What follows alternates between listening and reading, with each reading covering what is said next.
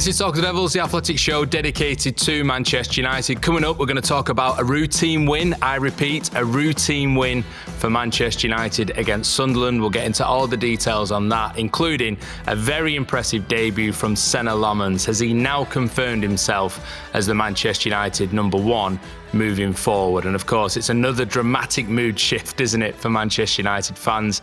Great news for now, great news for the international break, but is there an end to the roller coaster of emotion that has been this season? Obviously, the season's not going to end yet, but maybe the emotion being a roller coaster will. We'll find out. It's a full house. Everyone's here. Carl, Andy and Laurie, good morning to you all.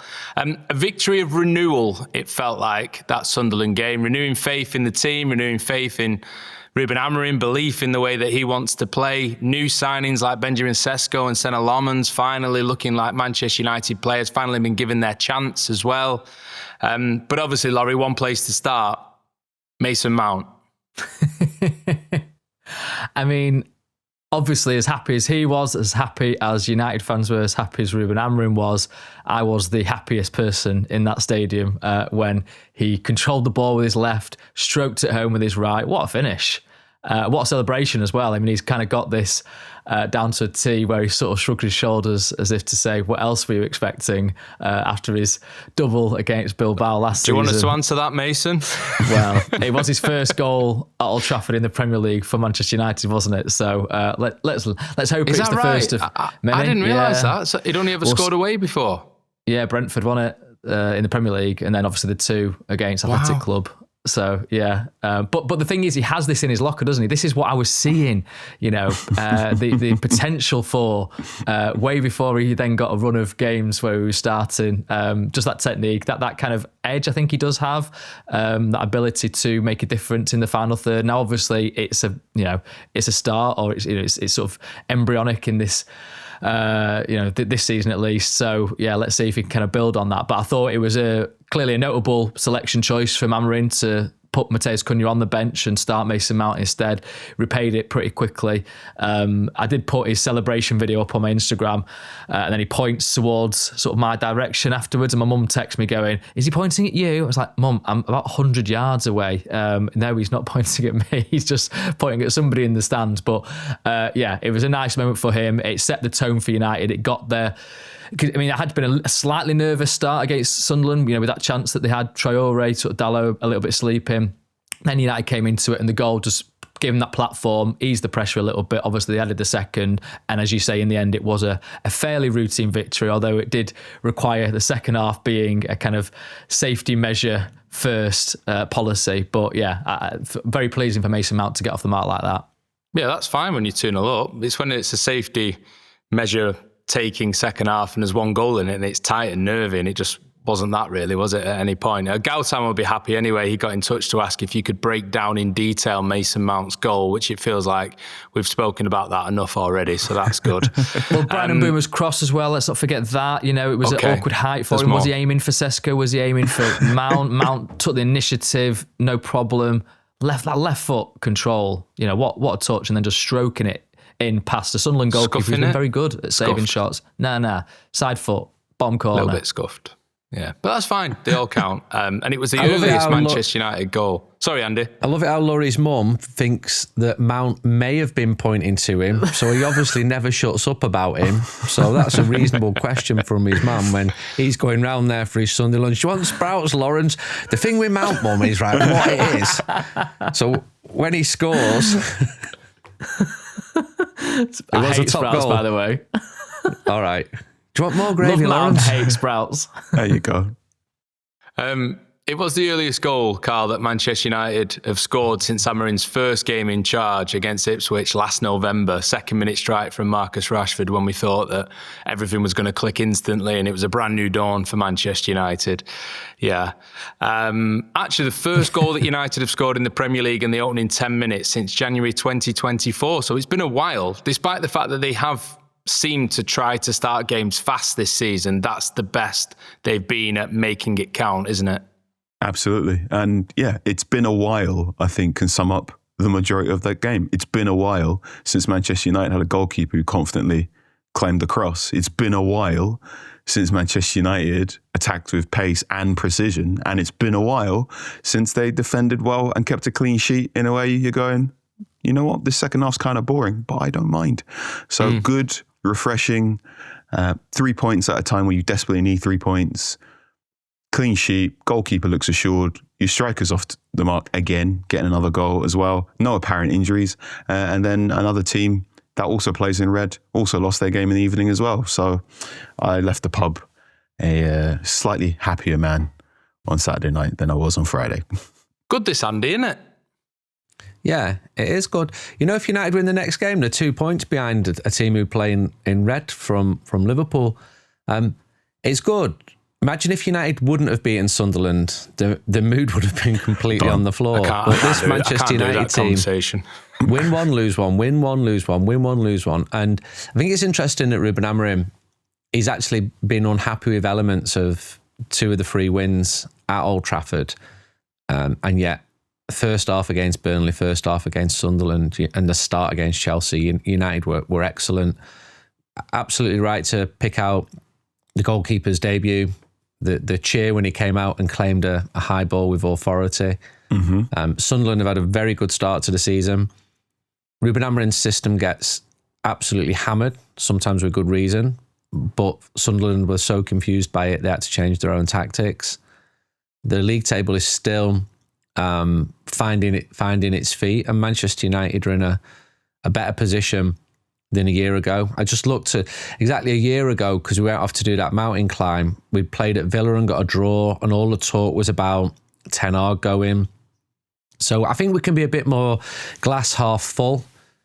It definitely helps because we've got the 2-week international break now, and I'm sure we're going to pick out individual performances. But I love that first half. I thought there was some really encouraging football. United battered them down the right, and watching Ahmad run at plays and combine with Mbeumo and Sesko scoring again. There's a long, long way to go, but it was a good win and just rare to have. These 2-0 wins, you'd get them like 17 times per season back when United were great. I remember like when United used to concede and you think, oh, they'll win 3-1 now then, rather than just scoring the 2 and ticking it off. That's the way to do it. They need a few like that because it feels like there hasn't been any, actually. Well, there's not been any this season, clearly, but there hasn't been any for a while. Just looking at some of the detail of it, Laurie, then let's talk about the goalkeeper, because Senne Lammens, he kept it simple. There was probably only one moment where you questioned what he was doing. The rest of the time, it just felt like a very assured, much more mature than the level of experience or age that he's got, really, and just impressed, didn't he, really? No matter which way you cut it, that was a very, very solid, very good debut from him. Yeah, from the very first moments as well. Even, I don't know, we're getting too excited and it shows how starved we've been. You're going to analyse the warm-up, aren't you? Not, I wasn't actually going to analyse just the first few minutes, just sort of the way he kind of was able, I mean, because Bruno Fernandes gave him a back pass that was a bit awkward at one point, and he kind of just took it and cleared it, and actually went to a United player. And so there's little moments like that where sounds so surprised. I don't know. Well, listen, we've been starved, haven't we? The jitters that have been spread throughout matches featuring United because of the goalkeepers at different moments, I think were flushed away with those high catch. The 2 high catches were the ones that made the most mark, where you've got the United fans just cheering them. The ovation that those catches got really does show where it's been prior to this point. And yeah, it's a first game against Sunderland where he's only had one real save to make, but it was a good save. At the end when it could have been 2-1, and he brings his legs together. It's a 1-on-1. That kind of. I think that's why United fans were sort of singing, "Are you Schmeichel in disguise?" I mean, let's maybe not get ahead of ourselves too much, but I think that sort of presence is what they were getting at, that sort of feeling that, okay, it's a one-on-one situation, but he actually might come out on top in this one.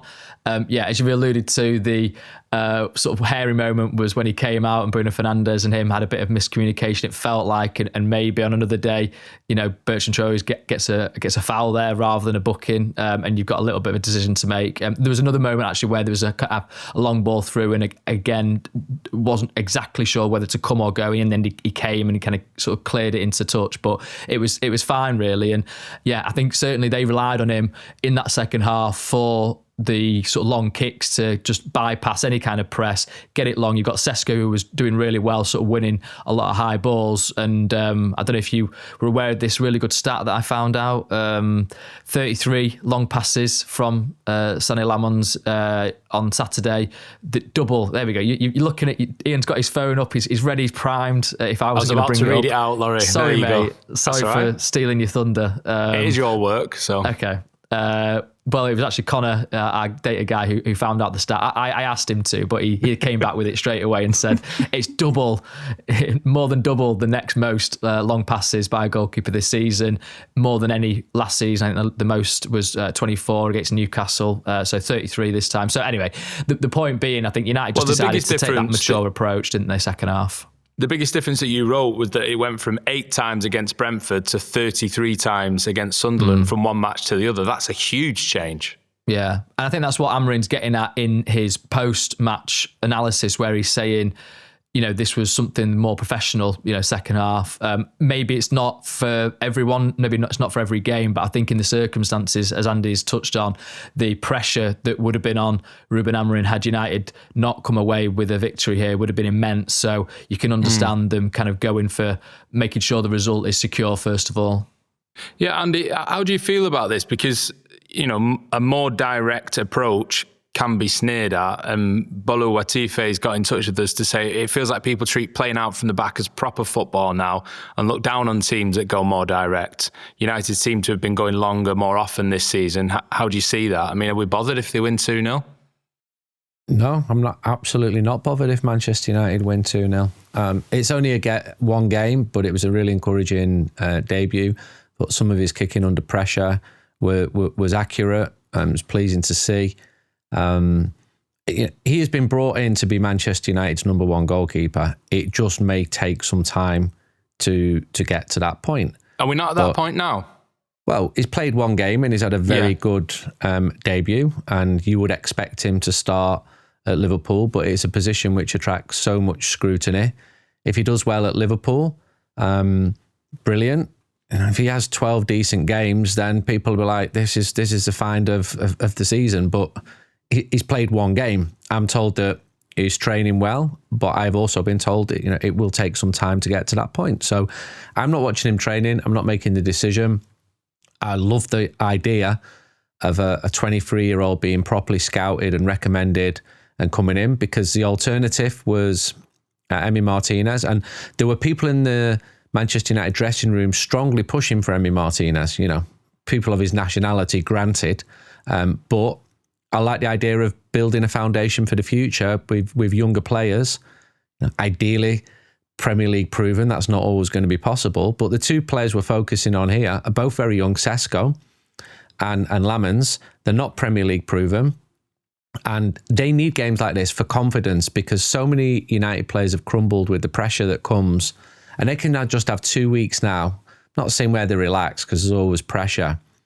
But had United lost to Sunderland, they'd be like, whoa, what storm have I walked into here? And it was another storm conditions, obviously, on Saturday, because Manchester United were at home. Just decent. And if you look at the games beyond Liverpool, they're against, several of them are against teams who are struggling.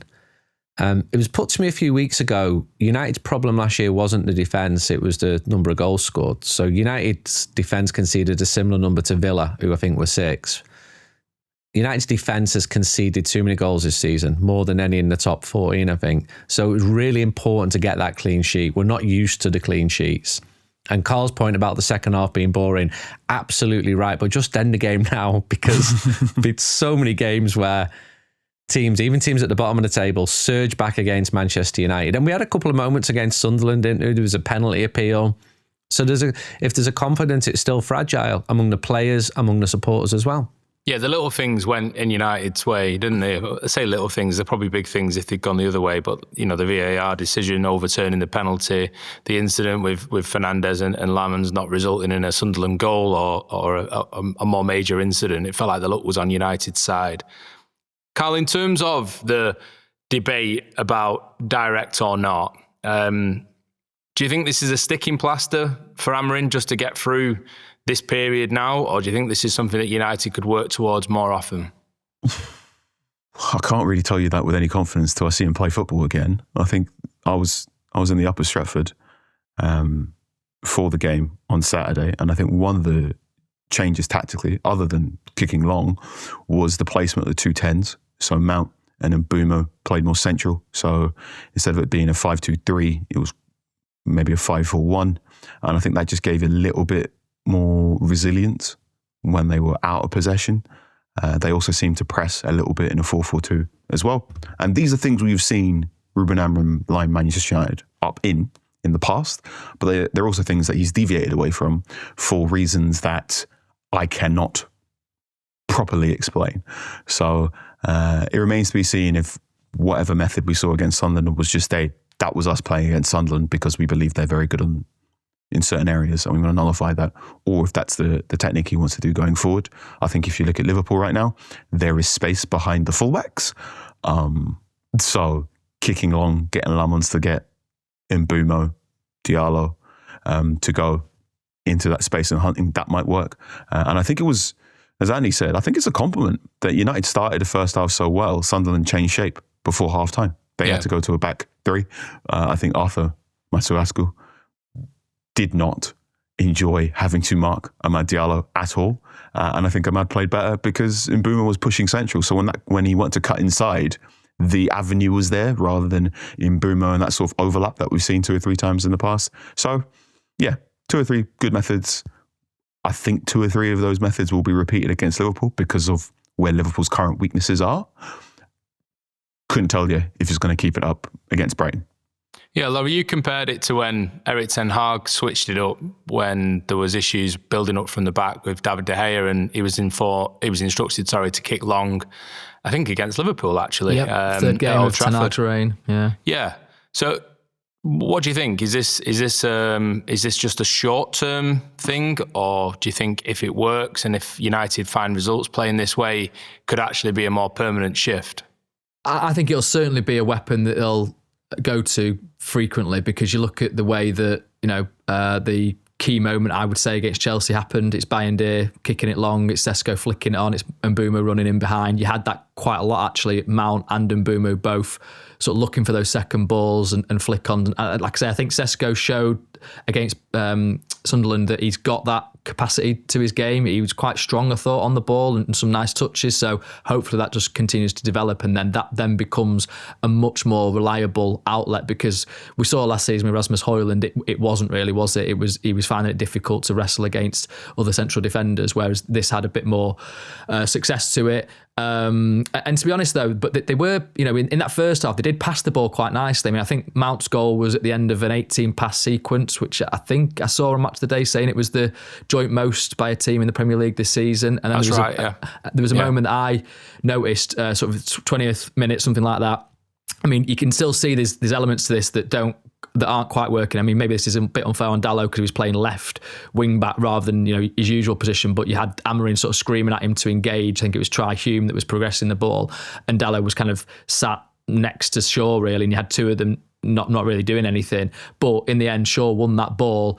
And then he sort of stayed patient. He had a sort of nice, and it felt like the players were then getting into some kind of shape, which seemed to be a kind of training ground routine anyway. And then he kind of clipped it into Casemiro, first time to Bruno, first time to Sesko, and then Sesko out to Amad, who was in that space that Carl's described there, because Mbeumo's kind of coming inside, and it was when Amad then cut in and had the shot, and the goalkeeper saves it. So that kind of stuff was a little bit of an indication as, okay, you've got that element to it.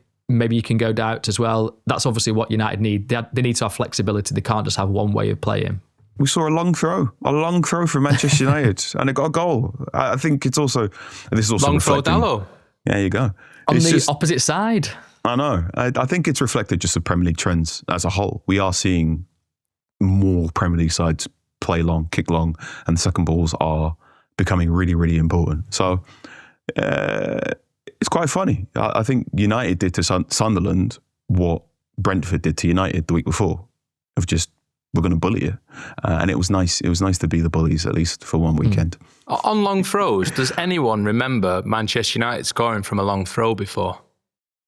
Well, Mark Critchley, our friend Critch, did put this in his briefing, and I'm just sort of scrolling through. I don't think...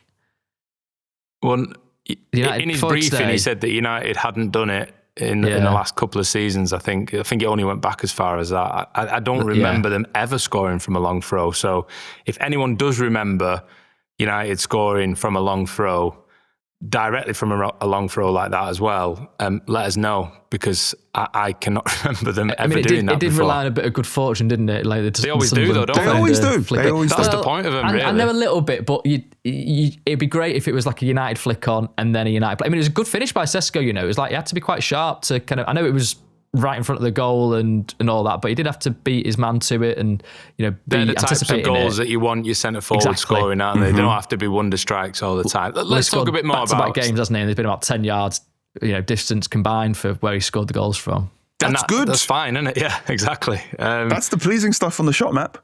Let's talk about Sesko a little bit more then. Andy, we had a question from Shrudy on the Reddit channel that we've partnered with, our Red Devils. So they're asking, how do we get the best out of him? Even though he's got 2 in 2 games, it still seems like we're not playing enough good ball into him, maybe. I don't understand, for example, why we don't cross the ball in more to our new 6'5" striker and let him attack it. What do you think?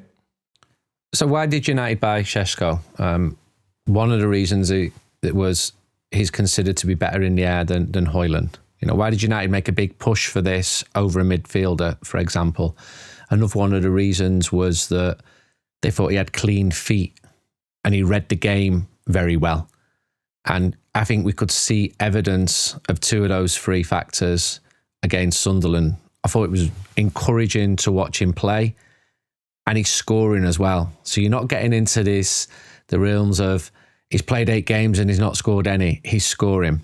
He's scoring at a difficult time for Manchester United as well. I'm told he's quite a conscientious lad.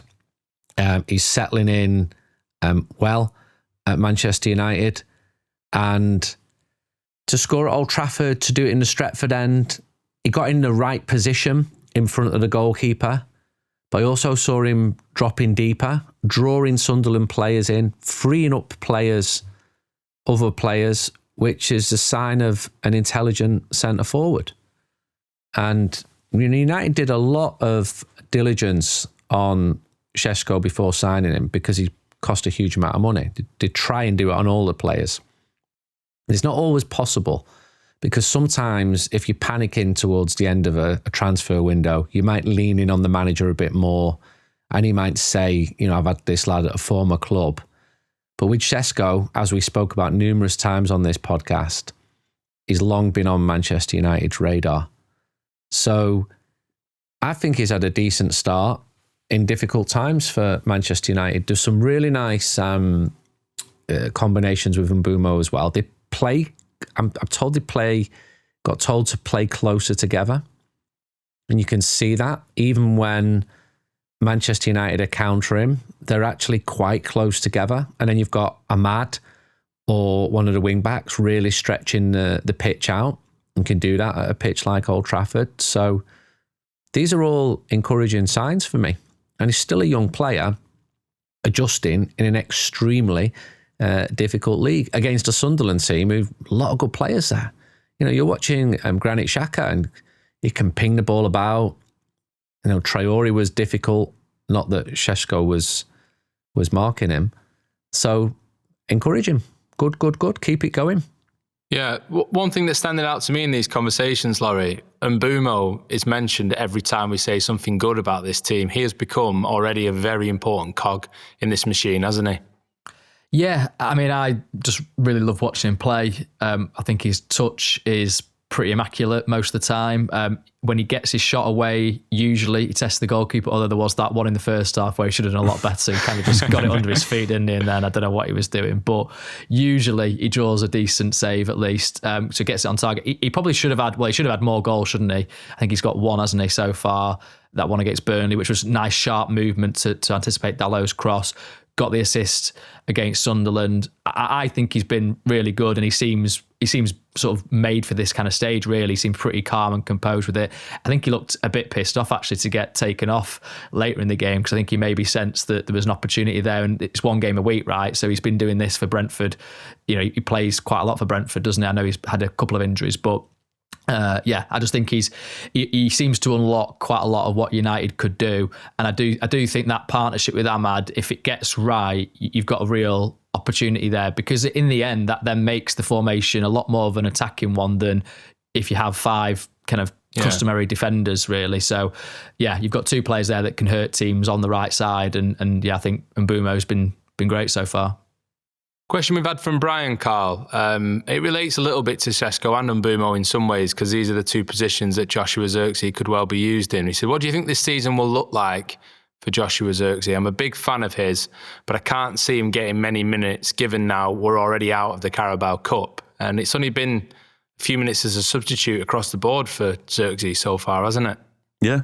I think that's probably going to be the case, at least until we see if United can put together an FA Cup run.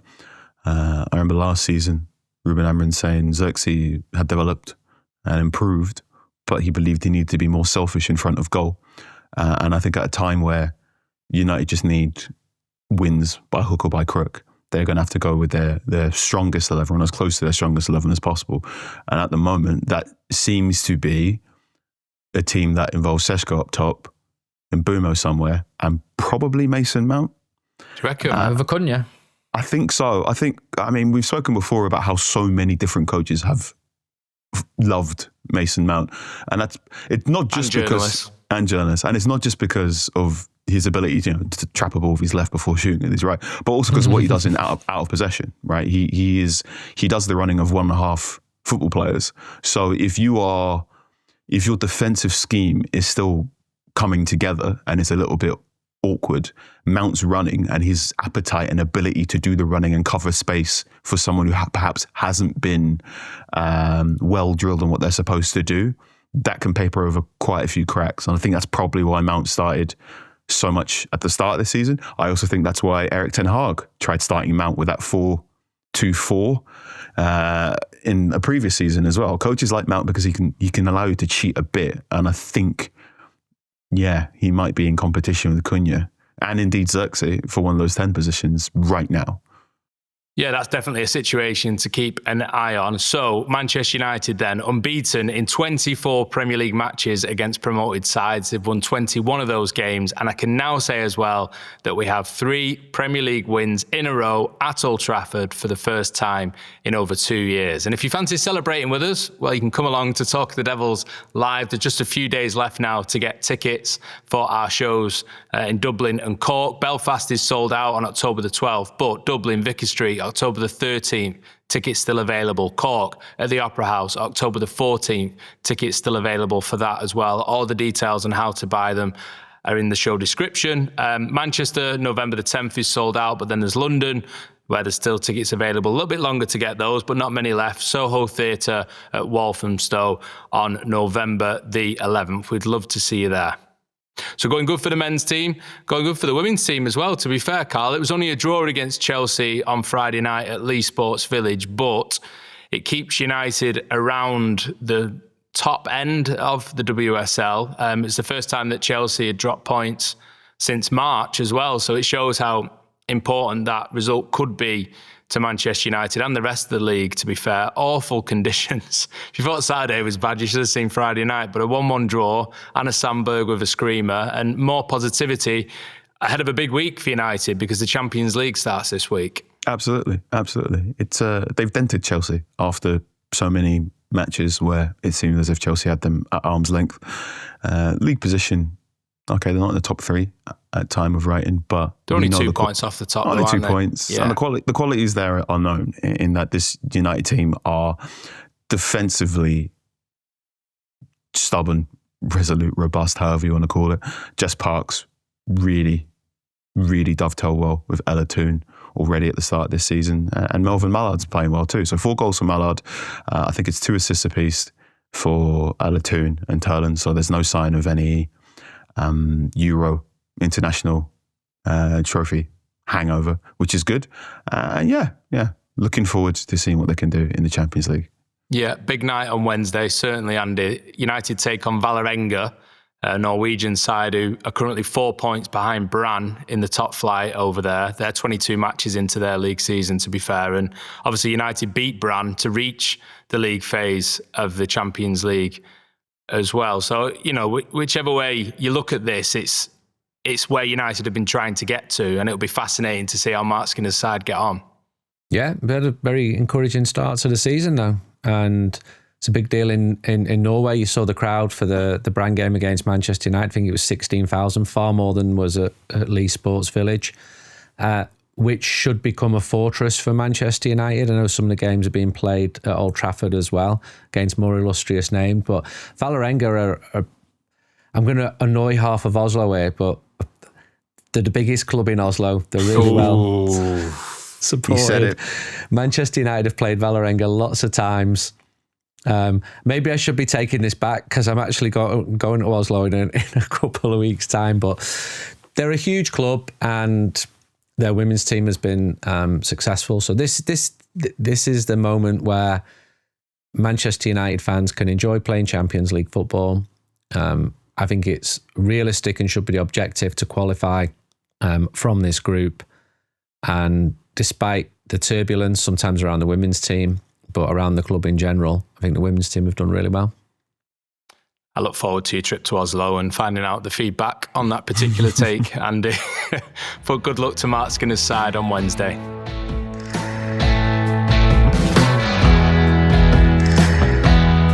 It definitely feels better because United have won a game, but we have talked a lot about how the mood has lurched from one thing to another throughout this season already, and it's only a couple of months old. Laurie, you've written about Ruben Amorim's demeanour, which didn't really change, to be fair to him, despite the fact that United had won. So where are we now about the bigger picture? Because I'm tired of trying to work it out, to be honest. Yeah, I mean, I was so grateful that United won, to be honest, because it didn't test my theory. Can you imagine 2 more weeks of these podcasts? From a purely selfish point of view, I thought it might have tested the theory that, that losing to Sunderland wouldn't have been terminal.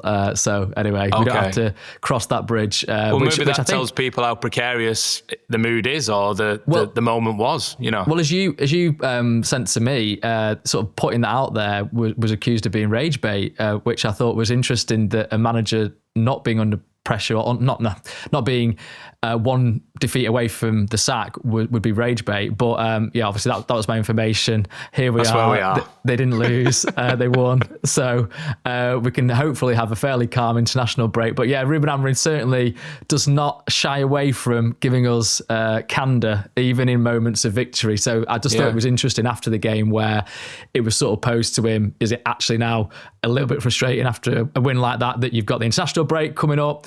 And he just said, there is no momentum with our team, with the break, without the break. We know what happens when we win one game.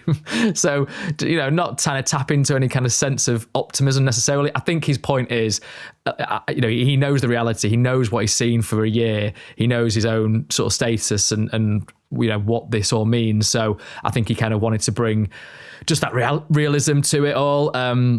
But then also sort of this idea, which we touched on in the pre-match press conference, about players and the system. Are they listening to the media? And he kind of was really emotive about that, very strongly defensive of the system and saying it's about the way that players commit to it. And, actually the media talking about it does seep into their mindset. And he sort of touched again a little bit on that after the game, because in a different interview with Mason Mount with the BBC, he'd said that they were 100% behind the gaffer, and that quote was put to him, and he said, I saw that today, but I know they want to do their best. I know they don't want to change the coach all the time, so sort of implication being they might do some of the time, which was sort of tapping into his post Grimsby press conference, wasn't it? Or he's standing on the pitch at Grimsby at Blundell Park, where he said that they spoke loud, and his point then that he went on to say was that being with a manager, sort of supporting them, is that you have to, as a player, kill yourself in every transition. So, go to the ends of your sort of stamina, your athletic extremes, and that he sees that during the week, but doesn't always see that when they watch the games back. So I thought, again, that was pretty telling, really. And yeah, I mean, this is a situation I think that'll just continue as on. You're going to have him sort of be pretty blunt about his sort of feelings on the system, on the players. The players having to show that in matches, and I think it's still to a degree, a fragile situation. But as we've said before, I think ultimately the club, the executives, Sir Jim Ratcliffe, Omar Barada, Jason Wilcox want to support him through this. And I suppose that win just gives them that breathing space, doesn't it? Yeah, it does. On the debate over the formation and what effect the media has been having on the players' opinion of the way that United are playing at the moment, Laurie, you asked Mason Mount about that after the win against Sunderland, and this is what he had to say. Ruben spoke yesterday about players potentially paying attention to what we write, in terms of the system and things like that. Does that permeate the dressing room? What do you speak about it? And no. What's the score there then? No, well, for us is just focusing on what the manager wants. That's in training, and then when it comes to the games, doing exactly what he asked for. And I think, as you see today, we stuck to the job in hand. Everyone did their roles and responsibilities, and it was a good performance. I think in the second half it got a bit cagey, and there was at times where we had to defend. We had to put the body on the line. The defenders were amazing. So that was really important for everyone. I mean, to say for Ben scoring his goal was so important. I'm absolutely over the moon for him, and obviously Senne coming in as well. It was a solid performance. Any danger of them pressing, he puts it into Ben, and we work off that. I think he kind of released the pressure a lot today. And everyone was around him. Altai was around him, Tom was around him before the game, and that shows the togetherness we have. We've obviously, even in this season, we've gone through up and downs, but we're together, and we'll continue to be together with the manager, with the staff to continue moving forward. Yeah, pretty emphatic answer from Mount, Andy, focusing a lot on some of the positives from the Sunderland game, which we went over earlier on in the show. But on this particular point about how much the players are listening to the critiques of the formation, I mean, across the media, certainly with former players, there has been a lot of condemnation of the way that Manchester United are trying to play. I've now listened to Gary Neville reacting to Ruben Amorim, reacting to what people like Gary Neville has had to say, because this is becoming like a circular sort of situation and conversation where he sort of bristled at the suggestion that the players should be affected by what the media has to say about the way that they're playing in the formation and so on. Where do you stand on all of this? Because it feels like the United sort of bubble eating itself in a way. Yeah, I mean, it really annoys a lot of the players and a lot of the people at the club to have former players critiquing them. I think some of the critiques are fair, but when they're spliced up for social media, it becomes like a form of rage bait, which isn't always a former player's fault. The point has been put to me a few times is these lads were great players, but they were not great managers. Who are they to critique? But then it's also their job to critique. I think it depends on the players. I know for a fact that some of them are far too online. They are affected by the criticism. Others are more thick-skinned. You come out and talk, as Mason Mount did, talk well, he played well. After a victory, it's much easier to do that. The previous win at Old Trafford, it was Luke Shaw. And then he was asked about, Roy Keane's comments. So you've got this circular point that you're saying where they're feeding off each other. He said this, he said that, and having to defend themselves or push back doesn't always help Manchester United. But then if you're 15th in the league, as United were for last season, you should be criticised. Some of these players are among the best in the world in terms of their remuneration. That doesn't come without any responsibility. I think United fans at games have been incredibly patient with the supporters. It's been a virtue with the manager. Even little songs for Amorim on Saturday. But Stretford End looks really good. I think the TRA doing really well with the flags, by the way. Yeah. And I think the fans have been fair. Social media is a different beast. It's wild. Now, I've seen some people I know from the match who are all right, just hammering individuals. And I'm like, I don't like it. So I'm uncomfortable with it. Or what constitutes a fair opinion is fine. But sometimes there are factual inaccuracies or assumptions written as fact, as criticism. And I don't think that's fair either.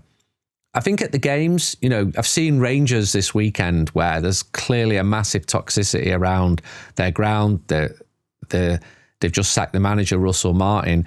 You're not getting that at Old Trafford. It is a supportive environment. And the club is so big. We get to see the numbers sometimes on how big Manchester United are. And I remember one journalist saying to me a couple of years ago, 7 or 8 times bigger than Manchester City in terms of the interest, the global number of hits. I write a lot about Barcelona. Barca are massive in Spain, they're massive in South America, but Manchester United dwarf them. And part of that is because Manchester United being bad is also attractive to non-United fans. I know a Manchester City fan used to do one of their fanzines. He's a good lad. He said, I love listening to your podcasts, especially when you've lost. So it's a form of rubbernecking, isn't it? There's a lot of voyeurism going on. And the players get pulled into this.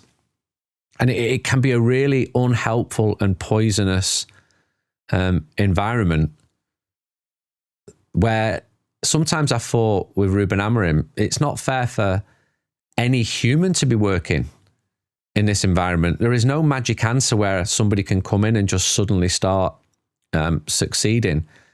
Then again, I make comparisons with other major European clubs. I said Barcelona. There's 2 daily newspapers in Barcelona dedicated 90% to Barca. Bayern Munich, if I'm not mistaken, do a press conference every day or every other day.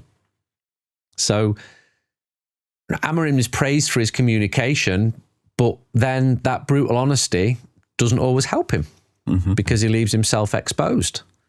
But he's giving good material to some of the journalists.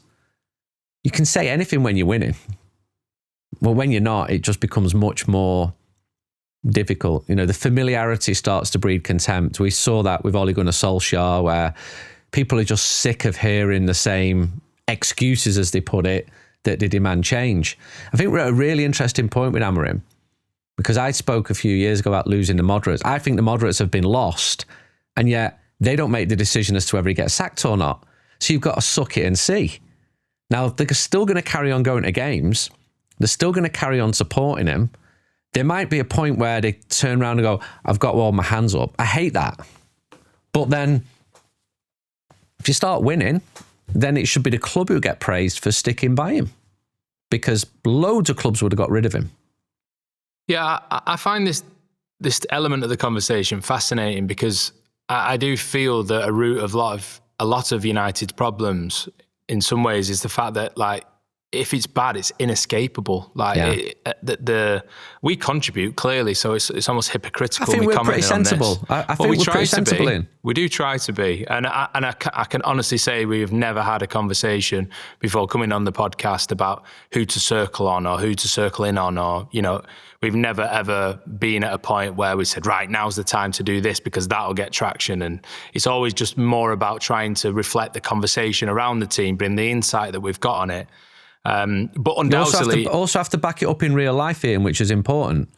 You know, we're not putting stuff out there anonymous. We don't hide when we're at the matches. I stood outside the away end at Brentford last week in real life. We have to face the players and we have to speak to the players. Yeah. And we could be far more toxic if we wanted to be, but I don't think any of us have ever hid who we support either. We want Manchester United to do well. There are elements in the media who don't want Manchester United to do well, who get more interaction if the team are not doing well. But I think we're pretty fair. It's just on the actual point of how the players deal with it, how the club deals with it, because there is this ongoing conversation, and because things have not been as good as they needed to be for a number of years now, consistently, then it does feed the conversation, and unquestionably it's been more negative than positive. And if you're within the club and you are dealing with all of that, and Mason Mount can say that he doesn't listen to it, and maybe he doesn't, but I'm sure there are players in that squad who are affected by the conversation. On the other hand, I've spoken to former players who work in the media about the types of comments that they make, and they're also rightly in some ways saying, well, the team's not doing as they should be, so what am I going to say? I'm just being honest about what I'm seeing. And Carl, I wonder, is there a way, is it possible to protect the group more from this sort of conversation? Do they need to listen to some of it to take it on board, to make sure that their performances are at a level? How on earth do you get the balance right of this wider conversation going on? A lot of it being, a lot of negative stuff because the results have not been as good, but also because of this need, like Andy says, for big sections of the wider society to see Manchester United not succeed and feed off that. How on earth do you deal with that? You got to have just your head screwed on properly. You got to have a rich and healthy interior life and a bunch of hobbies, preferably ones that involve you using two hands so you can't look at your phone all day. I think you talk about, I think Harry Maguire is a really interesting example because he's a player who absolutely was dug out and called all sorts of things by many sections of the media. And I remember listening to 2 or 3 interviews where people said, how do you deal with social media? And he said, it doesn't read on it, it doesn't go up on it. And he's most certainly less active now on Twitter, X, compared to, say, his Instagram. And I think do you know what though, Carl? I don't think Harry Maguire could have possibly looked at social media for the last few years because, one, there's been so much of it, but two, I don't know how anyone would be able to deal with some of the stuff that was being fired his way. I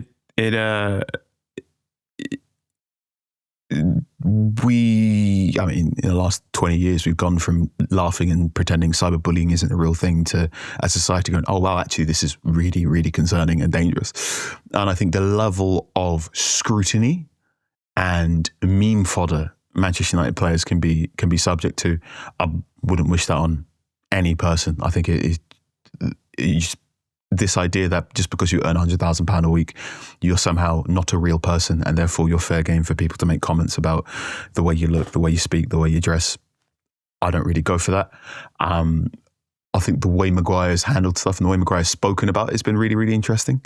And I also think if we go back to not too long ago, Wayne Rooney on his podcast, where he was talking very emotionally about how he thought United weren't playing well anymore after the Brentford defeat. But he prefaced that by saying he's not sure if the way he's talking is the right thing to do because he knows he knows what that's like when United aren't in a good way and people are hammering him. And I think that's... Andy's right in that United are not only a huge club in terms of fan base and scrutiny, and I think also the fact that because you're one of the biggest clubs in England, you're also become one of the most written about clubs because it's the English language in a way that Barcelona hasn't quite translated. But also unlike a club like, say, Bayern Munich, where loads of their older players tend to be working in and around the top of the club, loads of United former players tend to be working in the media. And they're having comparisons, and quite a few of those players played in the golden age. They all did, mate. They've all got multiple Premier League titles. That's quite a few of them are talking about in the golden age. The standards are so high, yeah. And I think it's really interesting in there because obviously the golden age, it's still really, really hard to describe. There are 2 or 3 times where Gary Neville's explained what Sir Alex Ferguson used to do around medicals, and then you can see the other pros in the room going, "That's not usual. That's not how we did it at Spurs." And Gary's like, "Oh, interesting." So I think there's you've also got that going on as well, of the former United pros don't actually realise how unique the Ferguson United was compared to other Premier League clubs. I also think, yeah, I can totally understand why someone like Paul Scholes looks at a Manchester United player who isn't tracking back and isn't running and going, this is disgraceful, because they are doing things that were viewed as complete non-negotiables when they were playing as well. So you're totally right. It creates this snake eating itself situation where the current players are being hounded out from all corners for various reasons. You've got a group of ex-professionals, some who used to play from United and many others who didn't used to play for United, who are all going, well, you're the biggest news story in town, let's have a go. I think Ruben Amorim being a very honest man inadvertently causes a feedback loop, because when someone is brutally honest to you, you kind of go, all right, well, I'm going to be brutally honest to you back. So Ruben Amorim talks about, oh, it's your fault for putting this idea in our players' heads. I've seen one or two responses going, okay, well, how about you win back-to-back Premier League games and then we'll lay off you. And it's that sort of, there are loads of conversations where everyone is sort of on their hind legs and being maybe 10 to 15% aggier than they need to be, instead of actually focusing on what actually is the question and needs to be answered here. And I think it doesn't help anyone. The amount of times I'm sat in a press conference and I've got a journalist going to the head coach, did you know that this former pro said something about you? What do you think about this former pro? And you sort of sat there in the room going, this feels very playground, doesn't it?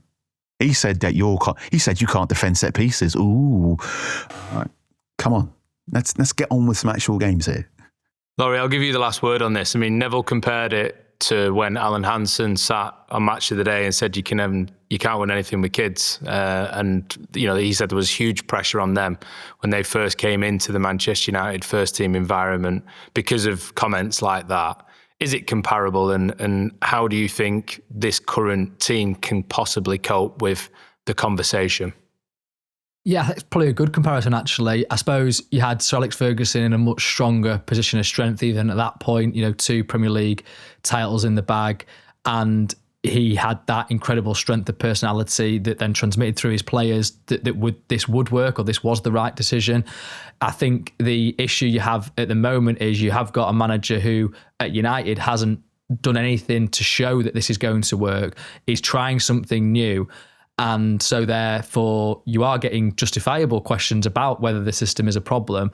I think clearly some players must have that as an influence. They can't escape social media or football programs. So then it might have some influence on them. I think though ultimately what happens on the training pitches at Carrington, their own thoughts on the game. These are all guys that have, grown up for years and years and years playing football. They have their own strong opinions about how they want to play, how the team could play.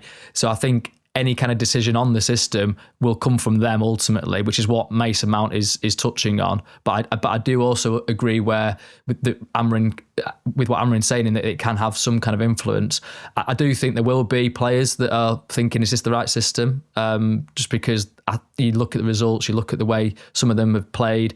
But nevertheless, I think ultimately, if they have faith in what the coaches are giving them on the training pitches, and then what the managers talking to them about in those one-on-ones, or kind of shuffling them around the pitch at Carrington, then that's the most important thing, which is again what Mason Mount's touching on. So yeah, I think you've got some broader pictures there that Andy and Carl have touched on that I think will be the case around United for years and years and years to come. That's just a consequence of there being such a big behemoth of a club that you want, because that's what success brings really. And now unfortunately they're in a low ebb.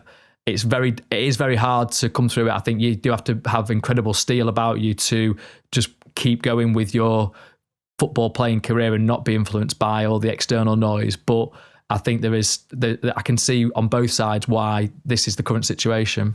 Yeah. Well, there's definitely an opportunity to make the conversation more positive by recording the first back-to-back Premier League wins in I was going to say a little while, in quite a while.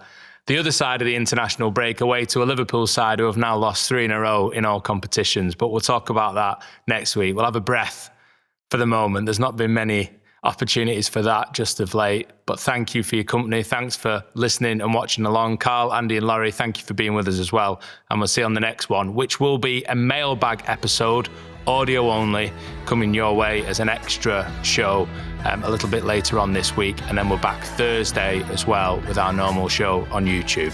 Thanks for your company. Take care. Bye-bye.